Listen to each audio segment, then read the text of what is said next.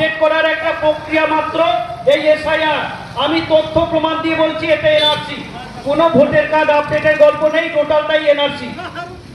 যেটা বলছে সেটা এসআইআর কিভাবে হয়েছে, সংবিধানের 324 নম্বর আর্টিকেলের, সংবিধানের 324 নম্বর আর্টিকেলের সেকশন 21 1950 রিপ্রেজেন্টেশন অফ পিপল অ্যাক্টে ইলেকশন কমিশনকে পাওয়ার দিয়েছে কেন্দ্র সরকার যে যারা ভোট দাতা তারা কিভাবে ভোট দেবে, ভারতের মানুষ কার কার ভোটের অধিকার থাকবে এবং ভারতের নাগরিক কে কে জনপ্রতিনিধিত্ব কি কি নিয়মের ক্ষেত্রে করতে পারবে, এই পাওয়ারটা সংবিধানের 324 নম্বর আর্টিকেলে দিয়েছে এবং পিপল রিপ্রেজেন্টেশন অ্যাক্ট 1950 বলা হয়েছে। তাহলে এখানে NRC ministry of home affairs যেটা করার কথা সেটাকে না করে এই সংবিধানের 324 নম্বর আর্টিকেলকে কাজে লাগিয়ে ইলেকশন কমিশন অফ ইন্ডিয়া সারা ভারতবর্ষে তথা বাংলায় সর্বপ্রথম 2026 সালে ইলেকশনের আগে তারা এনআরসি লাগু করছে।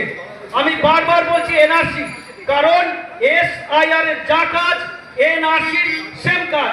এসআইআর এর কাজ ভারতের নাগরিকদের নাম নথিভুক্ত করে ভারতের নাগরিকরা ভোট দেবে কিভাবে সেই জিনিসটাকে তৈরি করা, এবং NRC national register of citizenship same কাজ। ভারতের যারা নাগরিক তাদের একটা জায়গায় নাম নথিভুক্ত হবে, যারা নাগরিক নয় তাদের নাম নথিভুক্ত হবে না। অর্থাৎ এনআরসি আর এসআইআর দুটো সেম কাজ, দুটো এক। বলছে যে এনআরসি নয়, এটা এসআইআর ভোটের আপডেশনের একটা, ভোটের কার্ডের একটা আপডেট করার একটা প্রক্রিয়া, এটা সম্পূর্ণ ডাহা মিথ্যা কথা।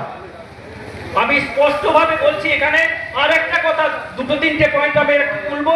কিছুদিন আগে থেকে ইতিমধ্যে এসআইআর বিহারে লাগু হওয়ার পর থেকে বিজেপির বিভিন্ন নেতারা, অসীম সরকার সহ বিজেপির যারা প্রচুর নেতারা রয়েছে তারা একটা ইতিমধ্যে প্রচার করছে যে সিটিজেনশিপ অ্যামেন্ডমেন্ট অ্যাক্ট 2019-এ তোমরা আবেদন করো, আবেদন করলে পরে তোমাদের এসআইআর এর নাম এসে যাবে।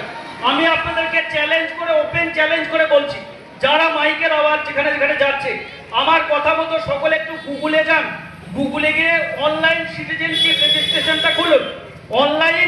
অনলাইন সিটিজেনশিপ রেজিস্ট্রেশনটা গুগলে যখন খুলবেন দেখবেন সেখানে একটা পোর্টাল খুলেছে, অনলাইন পোর্টাল, যেখানে নাম নথিভুক্তর কথা বলা হয়েছে। সেখানে একটু নিচে গিয়ে দেখুন কোশ্চেন অ্যান্সারের জায়গা রয়েছে। সেই কোশ্চেন অ্যান্সারে যদি আপনি যান সেখানে দেখবেন স্পষ্টভাবে লেখা রয়েছে যারা ধর্মীয় অত্যাচারের কারণে পাকিস্তান, পূর্ব পাকিস্তান, বাংলাদেশ, মায়ানমার থেকে 6টা জাতি মুসলিম বাদে 14ই ডিসেম্বর 31 ডিসেম্বর 2014 31 ডিসেম্বরের আগে যারা ভারতে এসেছে তারা, এবং এইটুকু শুধু বিজেপি লোকরা বলে, পরের একটা লাইন আছে, এই লাইনটা তো করে শোনায় না, যারা 2014 31 ডিসেম্বরের আগে এসেছে এবং যাদের যাদের পাসপোর্ট অ্যাক্ট এবং ফরেনার অ্যাক্ট থেকে ছাড় দেওয়া হয়েছে, যাদের যাদের পাসপোর্ট অ্যাক্ট এবং ফরেনার অ্যাক্ট থেকে ছাড় দেওয়া হয়েছে, শুধুমাত্র তারাই এলিজিবল সিটিজেনশিপ অ্যামেন্ডমেন্ট অ্যাক্ট 2019-এ আবেদন করার।